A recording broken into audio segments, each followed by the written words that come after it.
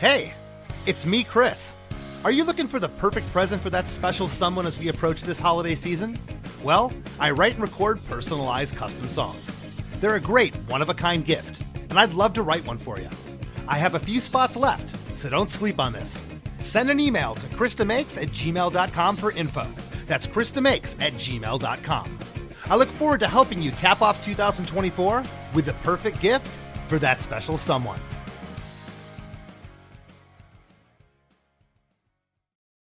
$70,000 people are here, and Bob Dylan is the reason for it.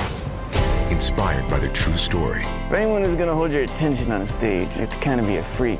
Are you a freak? Hope so. And starring Timothée Chalamet as Bob Dylan. He defied everyone.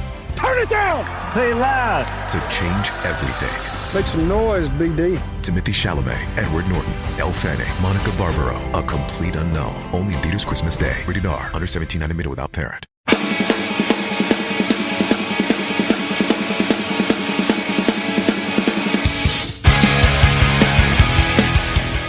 Hey everyone, today's guest is Nikola Šarčević, lead vocalist and bassist for the Örebro, Sweden punk rock band, Millencolin. Together we rip back the covers and take a deep dive into the writing, recording, and inspiration behind the fan favorite single, No Cigar, taken from their fourth full-length album, 2000's Penny Bridge Pioneers. This song is driving. It's not super fast like a lot of songs that Millencolin are known for, but it just drives. The interplay between the stereo guitars is killer, and the band, along with producer Brett Gurewitz, are firing on all cylinders. We've heard it before here on Chris DeMakes a Podcast, but Nikola shares that No Cigar was the last track written for the album, in the 11th hour. The music had been completed, but Nikola was still finishing up the lyrics the day before he tracked the vocals. Professional skateboarder Steve Caballero loved Millencolin and suggested to Tony Hawk that he feature No Cigar on his video game Pro Skater 2, which has certainly given the song legs, because here we are 25 years later, still talking about it. And the fans? Well, they've spoken too, making this one of the band's most popular songs. So for all this and a lesson in Swinglish, stick around. Hey, hey, have you heard? Chris DeMakes a Podcast. Hey, hey, have you heard? Chris DeMakes a Podcast. Hey, hey, have you heard? Chris DeMakes a Podcast. Hey, hey, have you heard? Chris DeMakes a Podcast.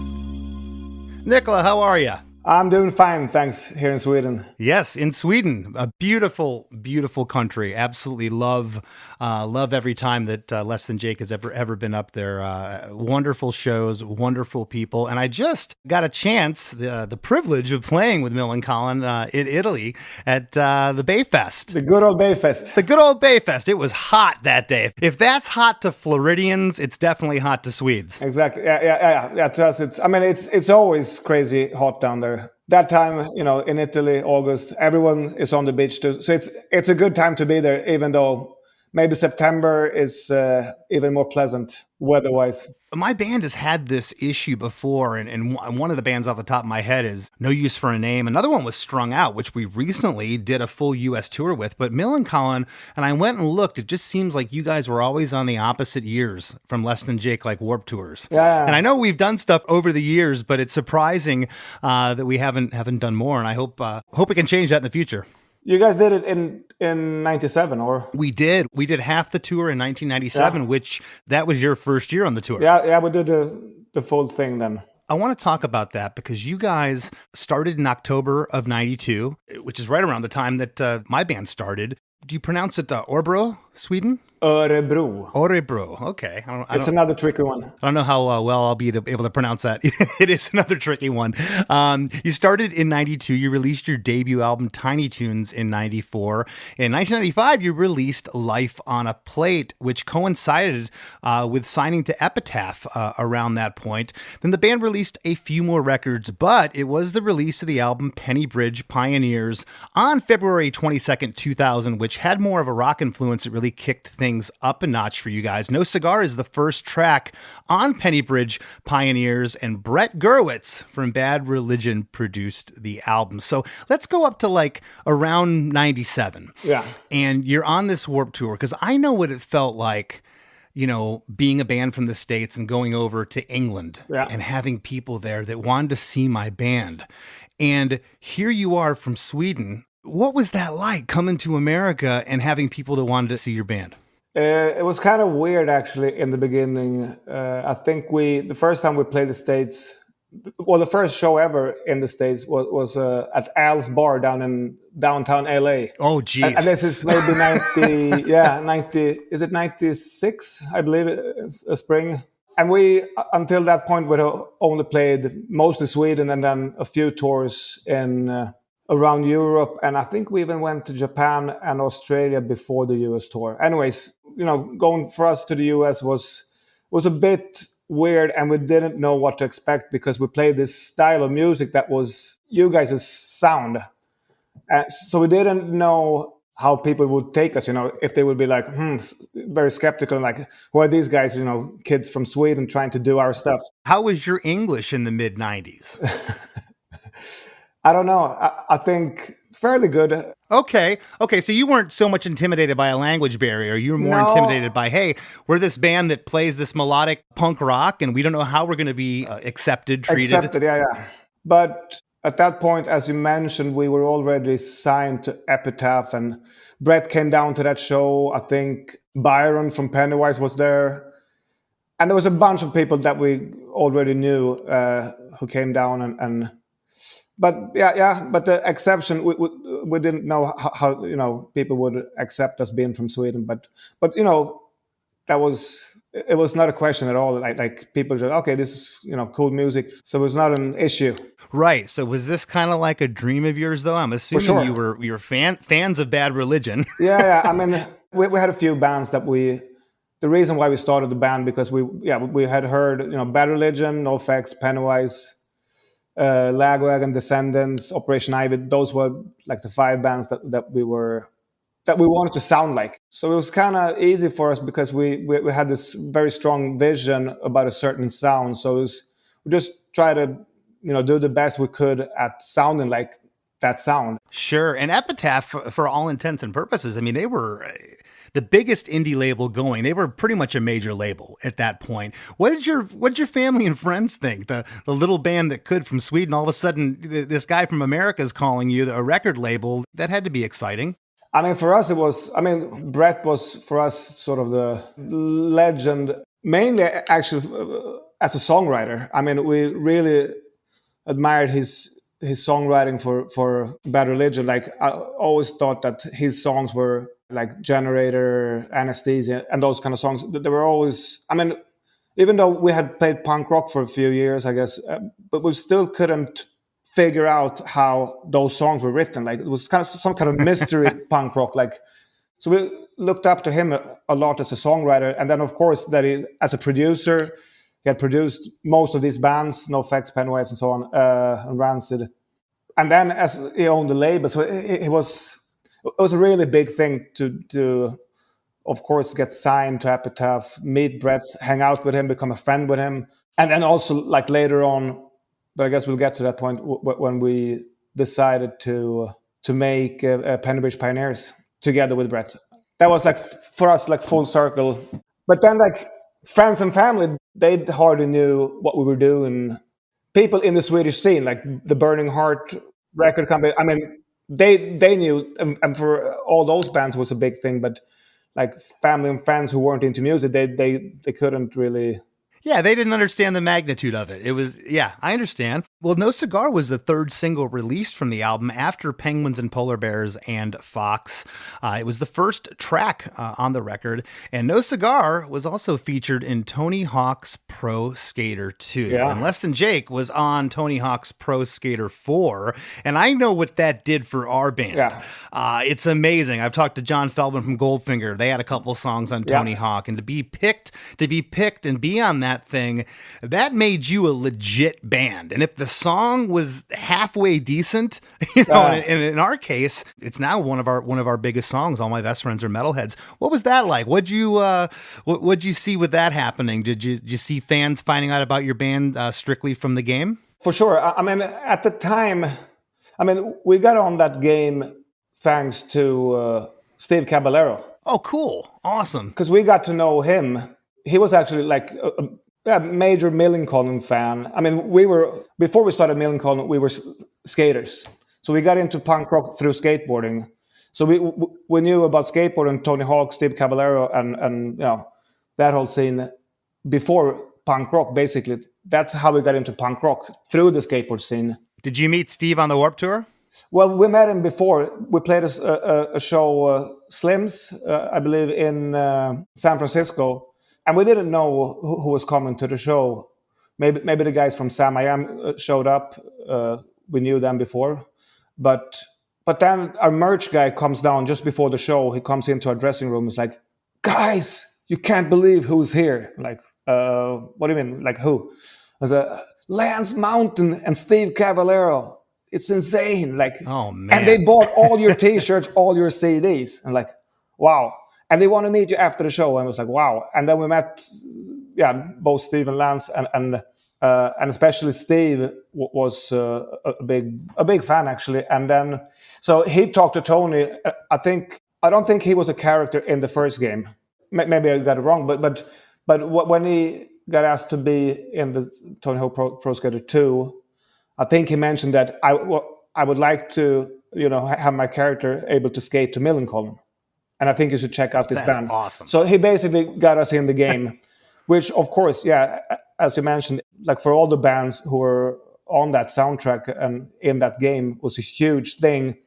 Even though we couldn't really tell it how things are sort of delayed when you put out a new album. Oh yeah, I was going to say that too. It for us, it was later. It wasn't immediate with the game. It took a couple of years, and then it was just like nonstop. It almost seemed like every show or every meet and greet we do with fans, I heard you on Pro Skater. Exactly. So it's basically like maybe 5 years later, you can actually say like, oh, okay, that was. And even now with Spotify, it's easier to say like, okay, because you have the numbers like, okay, it's been played 4 times more than the second most played song. So you can actually see the impact in numbers.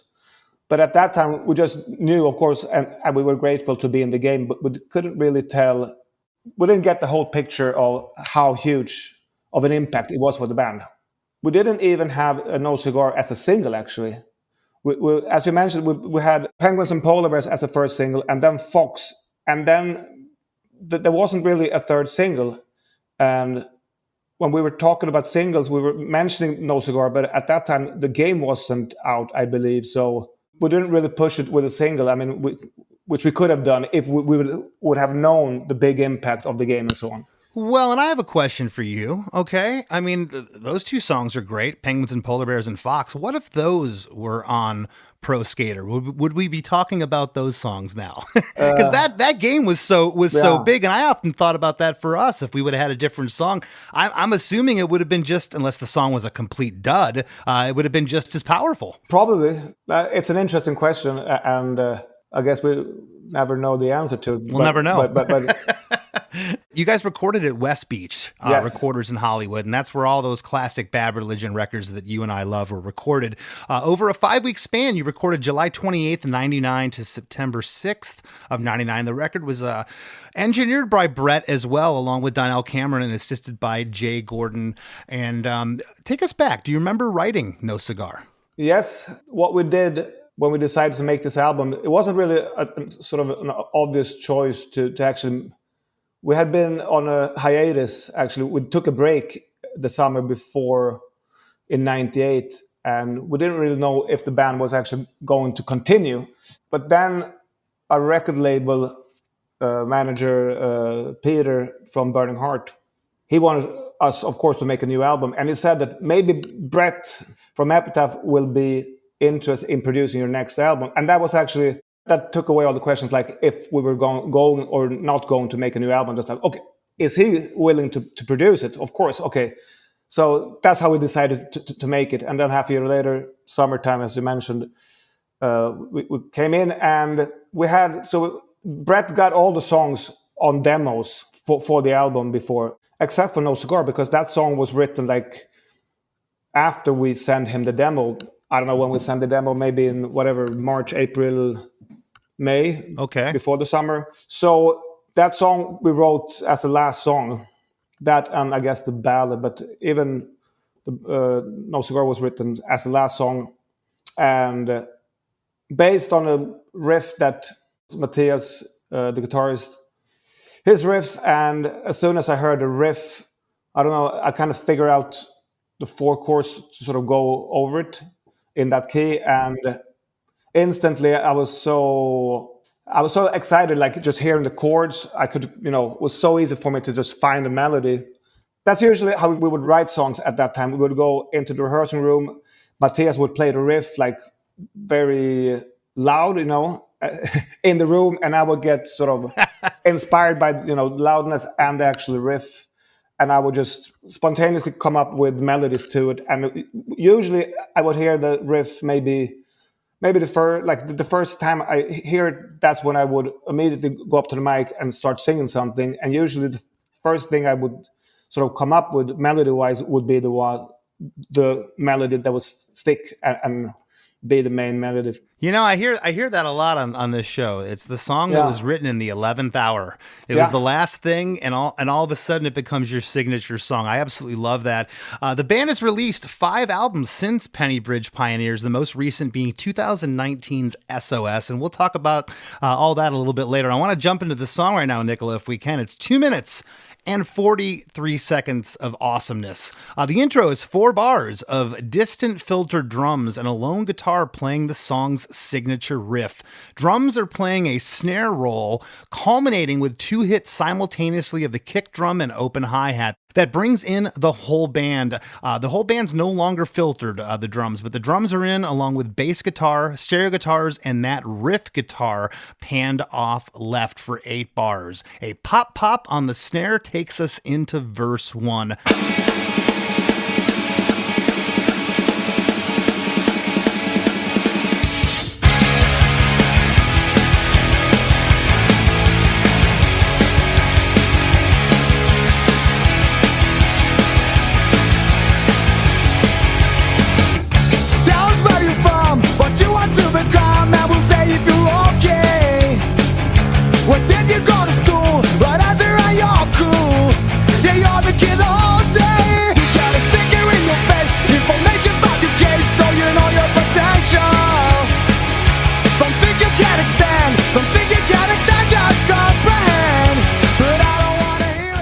Tell us where you're from, what you want to become, and we'll say if you're okay. Where did you go to school? Right answer, and you're cool. Yeah, you're the kid the whole day. You got a sticker in your face, information about the case, so you know your potential. Don't think you can extend. Don't think you can extend. Just comprehend. You ever had your lyrics spoken to you, Nikola? No, this is the first time, actually. Nice. And speaking of 11th hour, the lyrics I actually wrote hours, the night before I went into the studio to sing it. Oh, wow. So you had the music, you had the arrangement, but not the... I had the melodies, we had everything. And I was just about to... I knew the next day, it was on the list, to-do list, this was at the end of the recording, and it was time to lay down the vocals, and I knew that next day is No Cigar, because we kept on pushing that song as maybe one of the last songs because I didn't have the words. I knew coming back to the hotel or the apartment that we were renting, I knew that, okay, I have to write the lyrics now. So, and I think I finished them 2:00 in the morning or something. You ever feel when your back's against the wall, sometimes that pressure is good for songwriting? I feel like sometimes when you have to do something, it's crap or get off the pot. We need some lyrics here. How do you work under that pressure? How was that for you? I guess I'm lazy by nature, or some can maybe say that it's rational to actually procrastinate and do stuff when they actually need to be done rather than long time before. For me, it wasn't something new.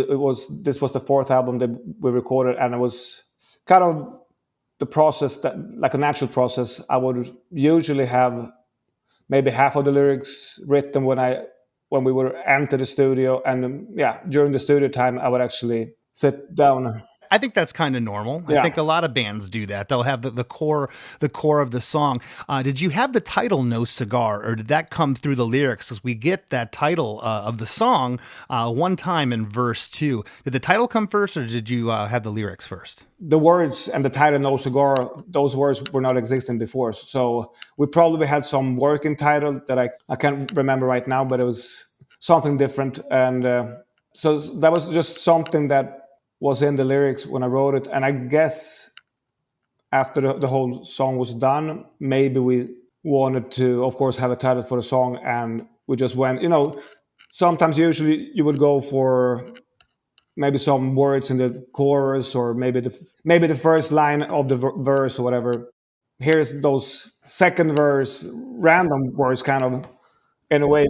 It's interesting. I love that in songwriting, though. I love that it can be random like that. Yeah. There's no rules. What's happening here in verse 1? What are you trying to say? Verse 1, I guess I'm kind of, the whole song, I guess, I'm kind of speaking to myself, I guess, telling myself that I'm okay as a person as I am, and I don't really, I guess it's me trying to comprehend the surrounding, and the rest of society trying to push me in certain directions just because of, where I was born and where I came from, and, but it's me trying to sort of break out from that and telling myself that I have the freedom to be who I want in life, and, that I can do whatever I want, and I can break free from whatever I came from, or whatever people think, whatever people label me as. Mm-hmm. I'm free to break free from that, and so it's about that sort of inner dialogue about the outside world. I love it. Well, the stereo guitars here break down to eighth note palm mutes in the verse, along with bass, drums. The guitar panned off left sounds like it is slightly bigger and more distorted. Got a little growl on it. The bass almost sounds like it's got a slight bit of distortion on it. Do you recall Brett putting that on the bass? It's just got a great low end, and it's got a little bit of growl to it, a little bit of bite. With instruments and guitar sounds and bass sounds, that's not my sort of main thing. There's Matthias in the band who takes full responsibility for. Well, that's why I'm here. I'm going to tell you what's going on. All right. So I can't really remember. I remember that I played the bass. It's only been 25 years. Come on. But jeez. But there's some albums, I won't mention which albums, but let's put it this way. I haven't played bass on every song, on every Millencolin song ever recorded. It's been sometimes for just efficiency causes with other members have played the bass. See, you're like me. I can admit when I hand the guitar off to my bass player and he plays a part. Yeah. Sometimes the other guy just plays it better. It's okay. Halfway through on the line, you got a sticker in your face, information about the case. The guitars open up here with the guitar panned off left and guitar right, both playing variations of the main riff. I love that. I've always loved bands that have two guitars that don't just play unison. Sometimes unison is great. Sometimes that has to be it. And there's parts in this song where they're doing the same thing, but I love how they break off here. And then we get into pre-chorus 1. Interesting here, the first bit of lyrics, but I don't wanna. That's still technically in verse 1. On hear it, the lyric is, but I don't want to hear it. No, it's more than I accept. That's when the downbeat comes into what I'm calling the pre-chorus. It's very short here. The guitars break back down to eighth note palm mutes. The guitar panned off left has this like do kind of sound when it's doing the palm mutes. Is there a Leslie or keys there, do you recall, in this part? I'm hearing something. Shouldn't be. Okay, shouldn't be. Because I thought maybe Brett got his organ in there or something. I think Brett is playing piano on the ballad, but that's another song, but that's on the album. So, and I think there was a real piano. So, but I think it's just the guitars and the drums. I love the separation here between the guitars. They're stereo guitars, but they're really, really defined. And again, panned off left, I kind of thought like I heard a growl of a Leslie or something. But I don't want to hear it. No, it's more than I accept. Just I don't care. But I don't want to hear it. No, it's more than I accept. I need to shut out the outside, the voices from outside and just do my thing. It's like kind of classic Millencolin theme. I think we have it in a lot of our songs, sort of personal freedom and your sort of your personal journey rather than like more maybe classical punk rock themes where it's about.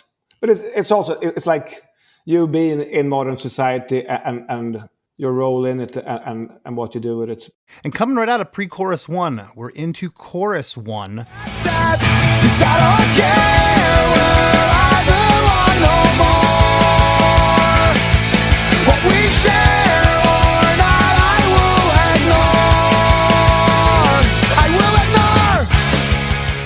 Because I don't care where I belong no more. What we share or not, I will ignore. I will ignore. It's me sort of coming to conclusion that I'm not going to take it anymore. I'm going to go my own way.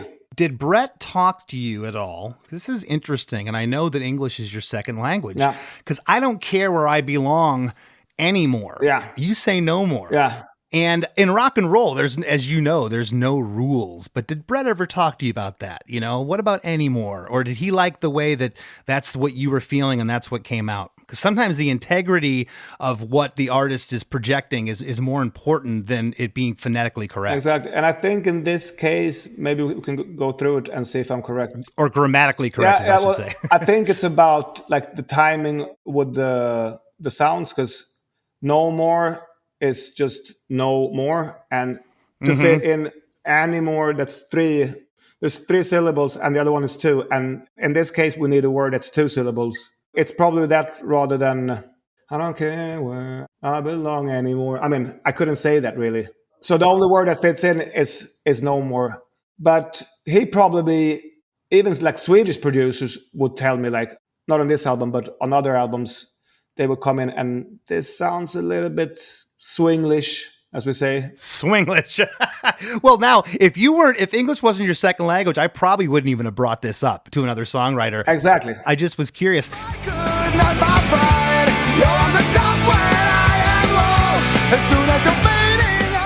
Hey, everybody, don't go anywhere. We got lots more coming up with Nikola after a few words from our sponsors.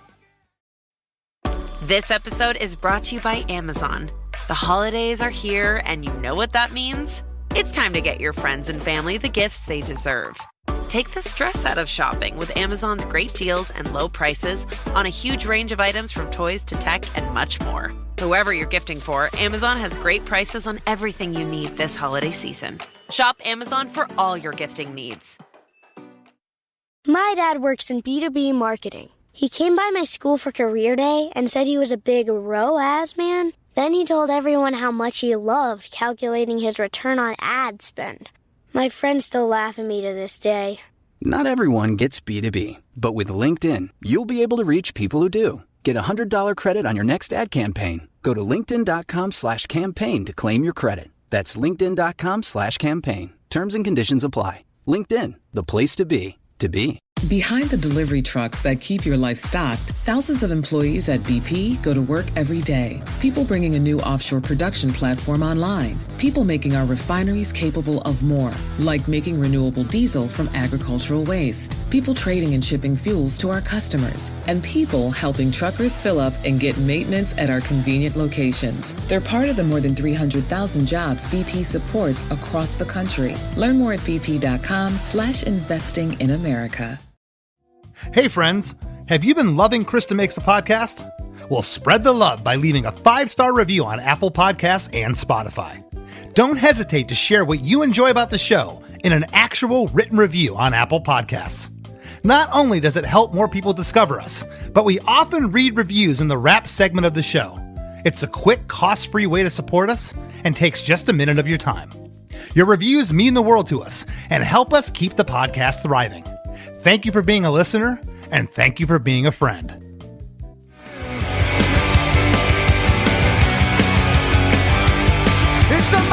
And now, back to the show. We get our first harmonies here in chorus 1 on I Don't Care Where I Belong No More and on What We Share or Not, I Will Ignore. Drums go to a double time on the kick and snare along with the bass and stereo guitars. Again, I love the interplay between the guitars, especially the back half here on the chorus. It's not just your run-of-the-mill playing chords. There's riffing going on between each guitar, and the more I listen to the song, the more I would, no offense, I wasn't even listening to the vocals at some point. I was really zoning in on what was happening with the guitars. It's fantastic. Nice. Very cool. Coming out of chorus 1, we're in an 8-bar re-intro.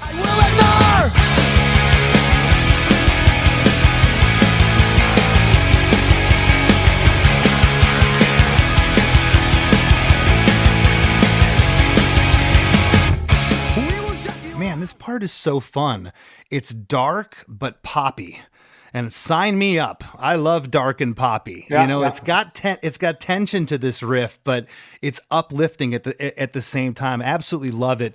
Right out of the re-intro, we get into verse 2. We will shut you out. We'll put you in doubt if you think that you're special. We'll tell you who you are. We'll tell you that you're close by no cigar. But I don't want to hear it. We will shut you out. We'll put you in doubt if you think that you're special. We'll tell you who you are. We'll tell you that you're close, but no cigar. There we get the title. Yeah, I mean, it's the same. So I guess the verses are doing the same thing, sort of being the voice of society, sort of talking to me, and and then somehow I got the no cigar thing in there. Yeah. And now when you wrote the line No Cigar, when you were combing back over the lyrics, did you have an aha moment of like, oh, there's the title of the song? Or did Brett suggest it, or who came up with the title? I think afterwards, when we were at the point where we needed the title, I guess we were thinking it through, and it just, that was the line that sounded most like a title of a song. Because the chorus, like, I don't care where I belong no more. I mean, it could have been something like, I don't know, something with belonging, this and that. But No Cigar just sounds more punchy. Well, and I love it too, because close but no cigar is kind of like slang. We all have them in our own languages. And I just find that interesting that translated to English for Swedish people. You know, Well, you never know what's going to translate. No, but I used to, and I think I still do, when I write lyrics, I usually have a sidekick, and not a person, a rhyming book. Oh, yeah, right. So I would write down maybe one line that I think sounds good, and then, or different lines, and then I would just try to see whatever word the line would end on. I would look that word up in the rhyming dictionary, and I would get all these words, and that would actually sort of make my creativity come to life, because I would see all these words and I would get like new ideas. Yeah, for sure. I guess in this case, like far and cigar, I think I probably saw the word cigar in the rhyming dictionary, and I think I just, oh, okay, there's the expression no cigar, close but no cigar, and I think that's how I came up with it. I love it. Well, the stereo guitars are hanging over from the re-intro, kind of fading over into verse 2, as the drums and bass continue up until the word special. On special, the stereo guitars come back in here playing the riff, but palm muted and tucked down. Great tension there.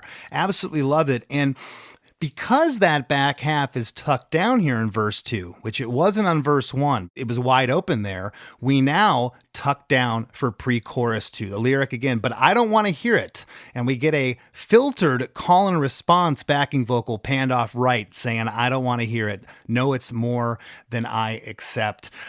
Stereo guitars open up here, unlike pre-chorus 1, where the guitars were tucked back. They open up here because they tuck in verse 2, which I just mentioned. And then we're into chorus 2. We got a double chorus here with new lyrics on the back half, and I'm a sucker for that. I love choruses that, oh, here's the chorus again. We don't get it just repeated. We get some more information, and when done well, I think it's awesome. But I don't wanna hear it. No, it's more than I accept.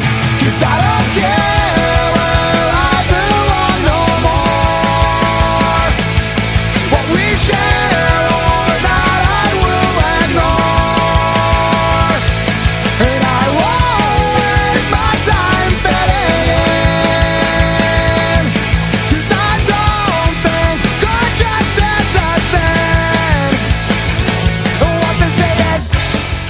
'Cause I don't care where I belong no more. What we share or not, I will ignore. And I won't waste my time fitting in. 'Cause I don't think contrast is a sin. What are you saying on the back half here? Interesting lyrics. I'm going sort of yin and yang. Well, that's an interesting lyric here. I don't think contrast is a sin. What are you saying there?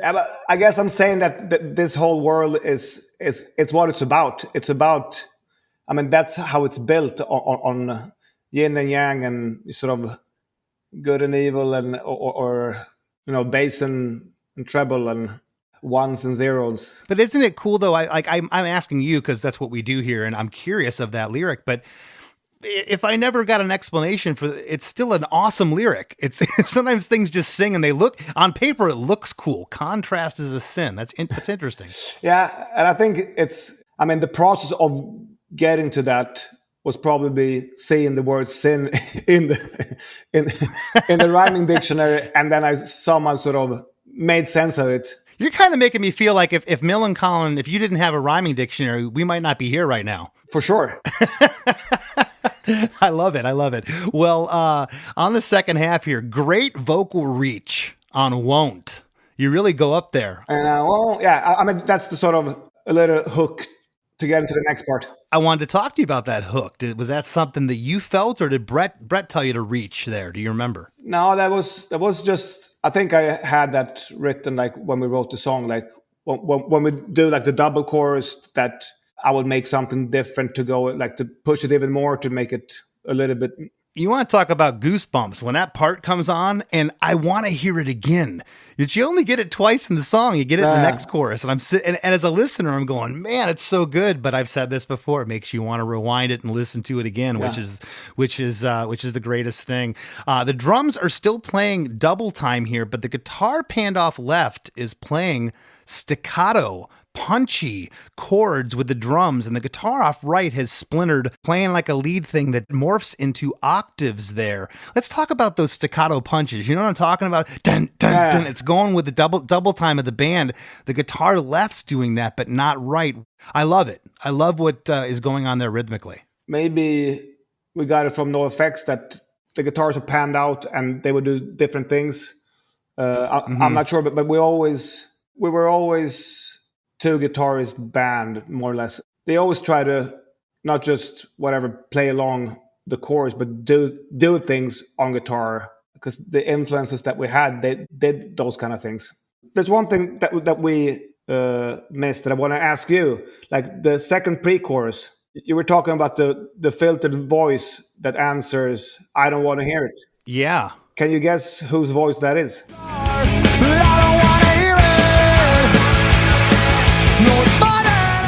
Is that Brett? It is Brett. Okay, well, I didn't think it was Brett there, but man, can I hear Brett later in the bridge, which we're getting to in a second. Okay. But that's Brett up there in pre-chorus too, huh? Yeah, and I think it was his idea that it should be answered like, "I don't want to hear it, I don't want to hear it." And then I guess we're like, maybe you should sing it. That would be cool. That's awesome. I always love extra voices. I did not pick up on Brett's voice there. I'm pretty sure he's in the bridge, though. Am I right on that? I'm not sure about that. Okay, well, we're going to get there. We're going to get there in a second. Chorus 2, we get harmonies again on "I don't care where I belong no more. What we share or not, I will ignore." Much like the previous chorus, chorus 1. Back half, we get a harmony, "And I won't waste my time fitting in." Vocal harmony on that line. And then we're into the bridge. I love this bridge because the guitars go to another riff that's simpler than the main hook riff. It kind of, I don't want to say breaks down here. It's that you guys are still rocking away, the full band, but it's a small departure, but it's enough. Yeah. It engages the third chorus. The third chorus really jumps off this bridge. Drums, bass, and stereo guitars are rocking away here. The guitar panned off left being the more riffy guitar here. What to say is, go back, you can't find. I don't wanna hear. No, I don't wanna hear. No, I don't wanna hear it. No, it's mine and I outside, 'cause I don't care. they say is go back where you came from. They'll tell you that, but I don't want to hear. No, I don't want to hear. No, I don't want to hear it. No, it's more than I accept. On the lines, no, I don't want to hear. No, I don't want to hear it. There's a three-part, I put three-part Bad Religion harmony. Is that Brett on there too? I swear I hear his voice. Yeah, it should be. I mean, even though I'm 95% sure, but yeah. Okay. I should have listened to the song more before, but yeah. What I love about this bridge is it harks back to the pre-chorus lyrics, okay? So we're getting that filtered vocal again. I did not pick up that it was Brett in the pre-chorus, but here in the bridge I can. What are you trying to say here lyrically in the bridge? I don't want to hear, I don't care what people say really. I'm going to do things the way I believe things should be done from my perspective, and I'm going to go my own way in life. You guys could have shoved in a third pre-chorus here. I like that you didn't. I like that it went to a bridge, but you get a lot of the same lyrical themes from the pre-chorus. Yeah. And I think when songs do that, it's super cool. Right off the bridge, we get into chorus 3. And again, I feel like this chorus really lifts with what the bridge did preceding it. 'Cause I don't care where I belong no more.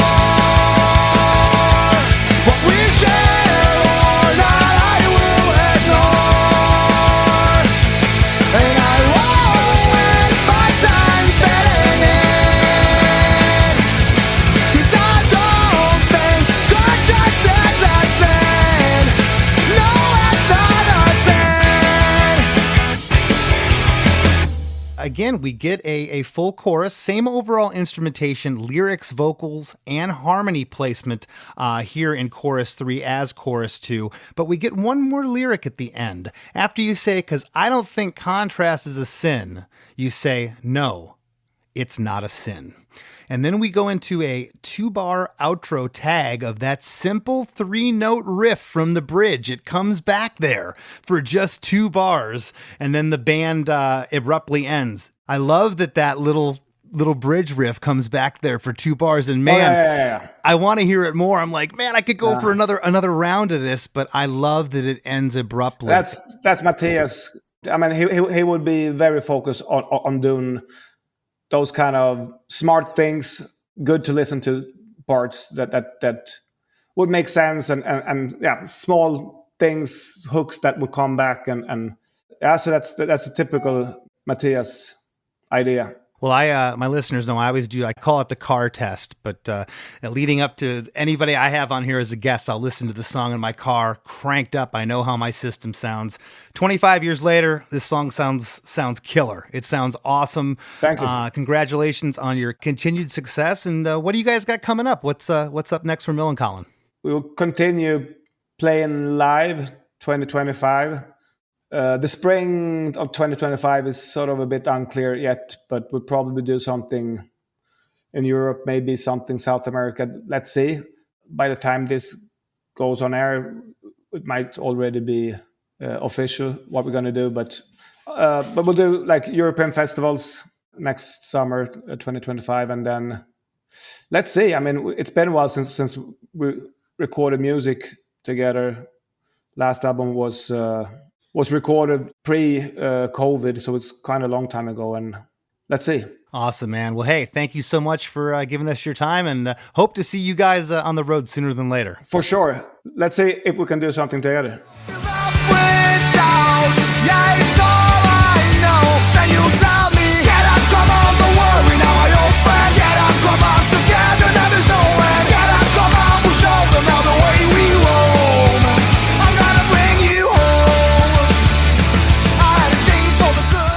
Hey everybody, I hope you enjoyed that conversation with Nikola Šarčević, but don't go anywhere. We got lots more Chris DeMakes a Podcast coming right up after a few words from our sponsors. Hey, what's up? My name's Lurk, and I'm the host of Lambgoat's Van Flip Podcast. Every week I have in-depth conversations with bands from all over the scene, big and small. We also like to keep our finger on the pulse and showcase up-and-coming bands on the show as well. So come check out Lambgoat's Van Flip Podcast. In DC, it's not always easy to save. But with unlimited welcome from Verizon, saving on your phone bill's never been easier, even if you're on a single line. For a limited time, single lines start at just $50 a month when you bring your own phone, with autopay plus taxes and fees. That's a savings of $15 a month. And when you switch now, you can save on the things you love, like Netflix and Max, all on the most awarded 5G network. Now that's savings all of DC can agree on. There's never been a better time to switch to the network America relies on. But this offer won't last long. Visit your local Verizon store to switch and save big today.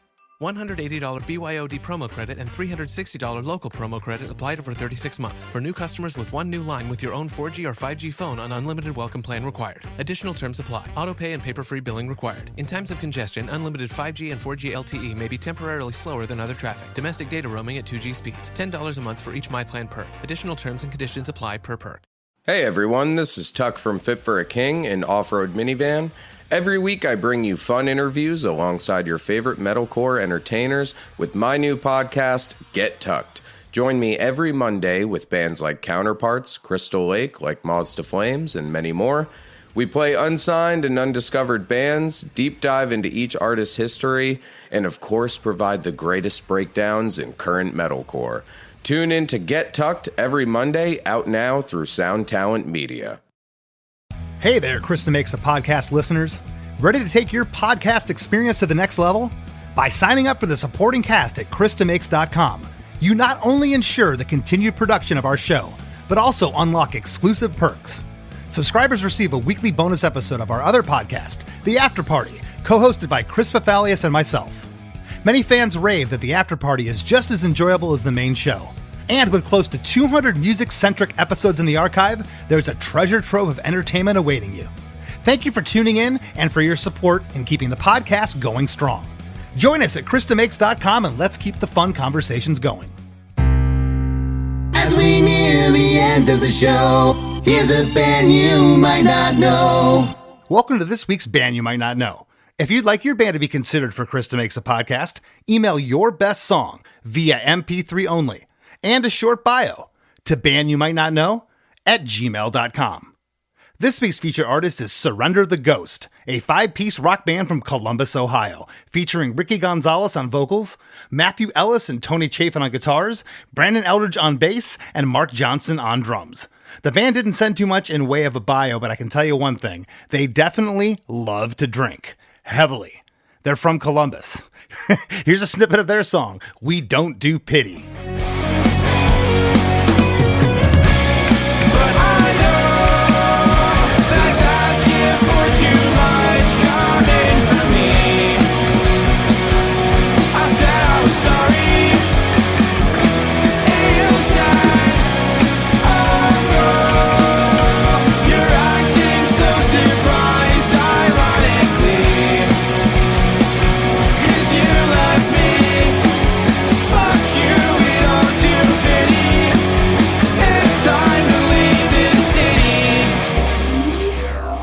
The Rap with Chris and Chris.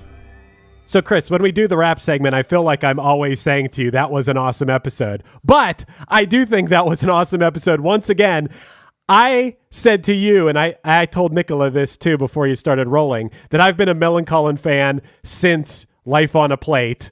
And also, when you guys finished, I was excited to tell him, and I'm going to tell the listeners now, I never knew what the expression close but no cigar. I mean, I knew what it meant, but I didn't know where it came from. And for anyone who doesn't know, it comes from early 20th century in the United States when there were carnivals at the frustrating games that were really hard to win. You know, like where you'd shoot a basketball and the hoop is just big enough for the basketball, that the carnival barkers would say, close but no cigar, when they didn't get it because cigars were carnival prizes back in the day. So that's where that expression comes from. What if you were the 9-year-old kid that buys back then it would have been like, 3 balls for a penny or 3 darts for a penny, and you win, do they hand the 9-year-old a cigar? In the early 1900s, I would guess it's either one of two things. Probably. Yeah, I would say either yes. Candy cigar? I would say either yes, or the difference is if you're a kid, you got some candy instead of a cigar. That would be my guess. But also I would be not surprised whatsoever if they just handed the kid a cigar and the kid walked over and smoked that cigar. That would be no surprise to me. But dude, I loved this episode. And, me being a longtime Millencolin fan, I gotta say, he called it Swinglish, right? Isn't that what he called it? Yeah, Swinglish. Swinglish, that I laughed when my friends and I realized that we've always loved Millencolin, but especially in those early albums, we might have only understood half of the lyrics, but that didn't matter to us. You could feel the emotion coming through the songs and also the melodies and the sound of the music. It didn't matter to us that we didn't understand all of the lyrics. Not at all. It's kind of like when you'll see Metallica in a stadium in Italy, and there'll be people crying and singing every lyric. They don't know every lyric, probably. Maybe some of them do, but it just goes to show you the power of music and how it can move you. Yeah.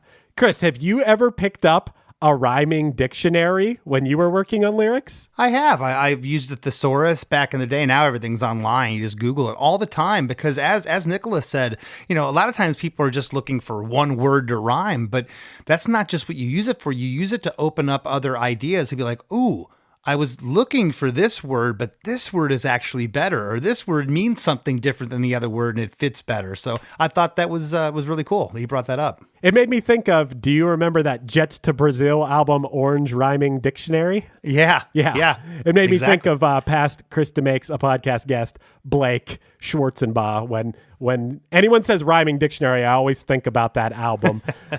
Chris, once again, we've talked about this ad nauseum, the power of Tony Hawk. I think behind Goldfinger Superman, that this is the song I most associate with Tony Hawk Pro Skater. Yeah, and it came on the second installment, Tony Hawk's Pro Skater 2. And as Nikola said, it wasn't immediate. And I want to bring it up too. I never really clarified that. It wasn't immediate. Oh, we're on the game and you got huge. It took some years. But think of how many kids listen to those games, Chris. Right. Oh, and those songs get pounded into your head. You don't even realize that you're gaining this love of that song maybe until years later. And you're like, oh yeah, damn, that song from Tony Hawk, that song is awesome. I mean, I also think the cross section between punk rock and skateboarding is so cool. I loved it as a kid, and I still think it's cool now. Have two things ever gone together so perfectly, like peanut butter and jelly, as this sort of extreme sport and this sort of sometimes extreme music? That's a great point. He even talked about Steve Caballero and all these, icons and legends that, these are guys from Sweden that were skateboarders, kids. Yeah. And they had these heroes. The next thing they know, their heroes are showing up to their show, buying every bit of merch they had. That had to be an amazing feeling. Yeah. And dude, this song, once again, the same old story we hear on Chris DeMakes a Podcast all the time. He said it was the last song written for the album. Is that right? Last song. Yeah. Yeah. Lyrics were written in the 11th hour in the middle of the night. And look at this. 25 years later, we're talking about this because it's their most popular song. Absolutely. And not to take anything away, I even mentioned this in the episode, not to take anything away from this song. This song's awesome. But you wonder if another one of their songs would have been on Tony Hawk, would it have the same impact? We'll never know. But No Cigar is awesome. What are you going to say? Yeah. Great song. I think Millencolin has tons of great songs. So I think that there's a plethora of other Millencolin songs that also would have been popular, but this song is powerful. It is. There's something about this song. It's punk rock, but it's also rock. It kind of goes beyond just punk rock. I don't know if I use this adjective, Chris. It's driving. This song is driving. So good. And if you're driving by ChrisDeMakes.com, make sure you stop by and sign up for our supporting cast. What did you think of that segue? Pretty good segue. I probably would have went with, if you're driving down the road right now, listening to this in your car, and you want even more Chris DeMakes a Podcast podcasts to listen to, head to ChrisDeMakes.com. That would have been my strategy, but not bad, Chris. Not bad. Thanks for showing me up, Chris. Yes, head over to ChrisDeMakes.com.